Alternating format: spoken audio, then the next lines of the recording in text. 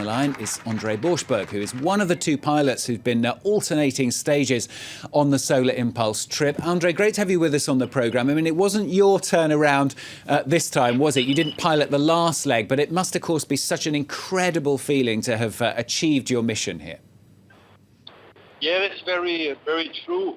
I think in one sense it was great that Bertrand could do it because he had this idea 17 years ago, and when we discussed it last year, who would do which leg, for me it was obvious that he had to do the last one. So it was a great moment to see him landing here today. Couldn't believe it, I mean, in some ways. What have been the high and the low points for you and the rest of the team? You never know what to expect because you really dive in the unknown. So when we left last year, the airplane was fairly ready. Important was to be able to leave Abu Dhabi by any means, and that's what we did. And of course, we encountered some difficulties on the course of the flight, and especially when I had to cross the Pacific Ocean, which was really a hard one for the first time, 5 days, 5 nights. So that was, the demonstration that it worked, but it was not easy to achieve it.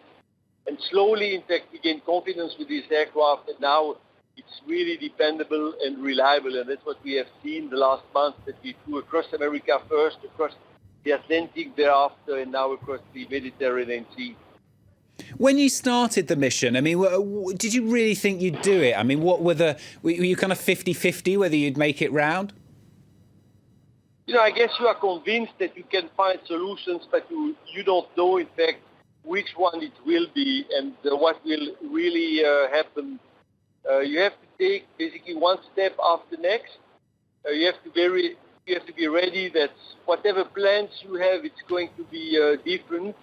You even have to have the mindset of welcoming change, because that's the only way to cope with basically the unexpected. So in some ways, it's much more a question of mindset than a question of physical preparation, although, of course, the flights are long. But the mindset that you have when you board the airplane is extremely important and makes the difference. And finally, André, I mean, what's the legacy now? What next? Because presumably you don't want it just to stop here now.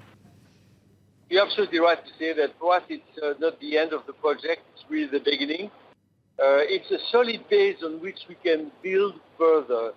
I guess what we will continue to do is to spread the message of the potential of the clean technologies which made this flight possible. Thanks to energy efficiency, are we able to fly day and night, almost forever, using only the sun as the only source of energy. And all these technologies can be used on the ground, not just the solar technology, but the clean tech, what can make our world much more energy efficient. And if you look at aviation, you have to understand that our airplane is working on 2 dimensions. First of all, electric propulsion.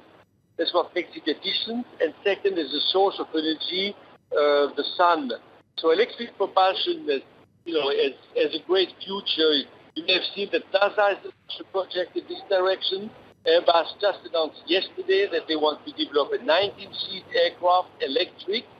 And we are extremely happy to see that the world of the aviation now is taking this kind of technology really very seriously. André, I know a lot of people have been watching this right around the world. Many congratulations to you, of course, and to the rest of the team as well, from us here at France 24 and all the viewers as well.